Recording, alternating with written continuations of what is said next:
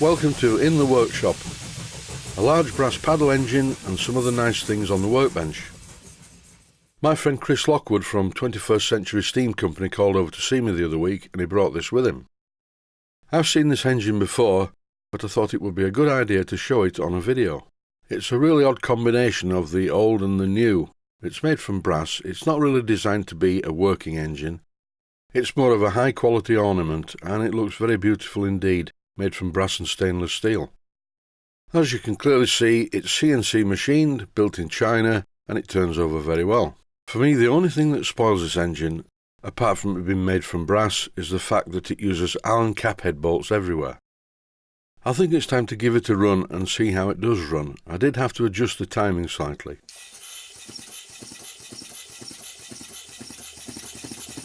Even though it's blowing a bit from somewhere, there's plenty of power when I put my fingers on the flywheel.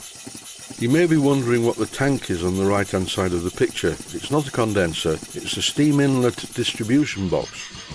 This is a nice touch where the piston rod comes out of the other end of the cylinder. Here's a shot of the twin expansion links. I can't say I'm too impressed with the use of cross-headed bolts to hold them together, but that's the way it was made.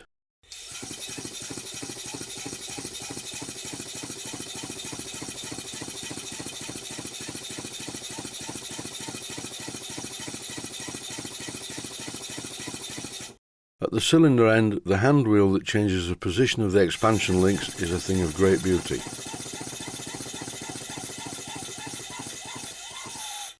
In this clip I'm rotating the hand wheel to change the direction of running of the engine. And in common with a lot of steam engines, it doesn't run quite as well in reverse as it does in forward gear. In this video I'm only showing you this engine. The brief is not to repair it or mend it or alter it in any way. And I think the best way to view this engine is that it is a working ornament.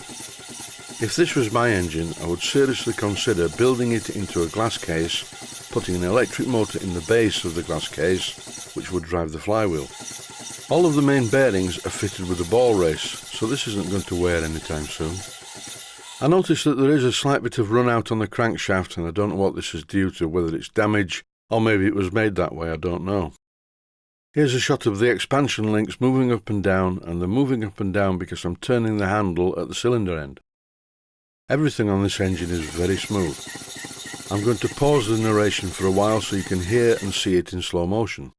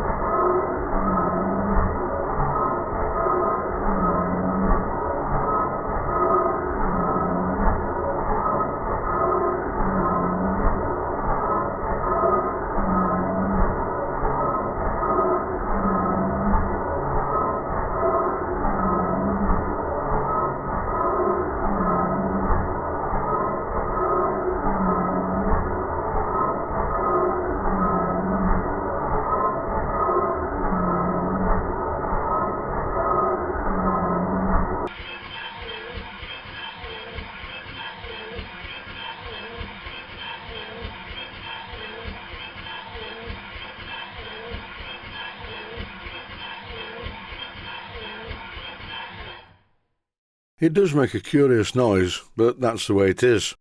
Here's another shot of the beautiful hand wheel. And here are the working cylinder drain taps at each side of the cylinders.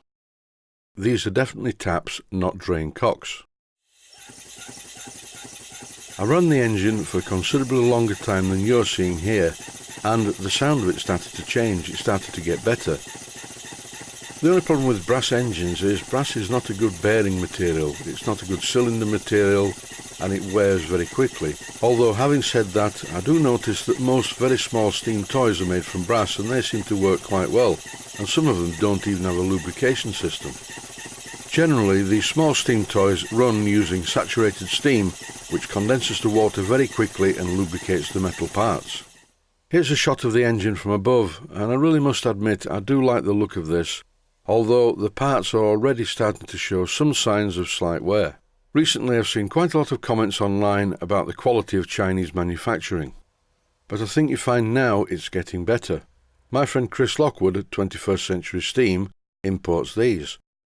Oil cups and drain cocks, and these drain cocks do not leak. They are really good.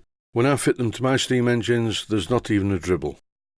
These large oilers are drip feed lubricators, and the amount of oil is regulated by a needle valve. I can recommend these with confidence because I use them myself. Another product from 21st Century Steam is this. It's a displacement lubricator, a very well made displacement lubricator. I've bought parts from my friend Chris Lockwood at 21st Century Steam for some time now, and I've never been dissatisfied with any of them. This displacement lubricator has a 1/4x40 threads per inch on it, whereas the standard Stewart type uses a 1/4x32 threads per inch thread. This suits me because I actually prefer 1/4x40 to 1/4x32 threads per inch, and this is a very accurate 1/4x40 thread. The larger of the lubricators that Chris supplies also use a 1/4x40 thread. This is a slide valve regulator, and Chris has been supplying these for quite a long time now. I've used them in quite a lot of steamboats, both the ones I built and the ones that I've modified. They must be piped the right way around though. The steam goes in at the left-hand side, the steam then holds the disc valve down onto the port, and the steam exits at the right-hand side. And if you put them in the wrong way round, they will of course leak. You have to think before you use them. These are not from 21st Century Steam, these are from Blackgates Engineering, and what are they?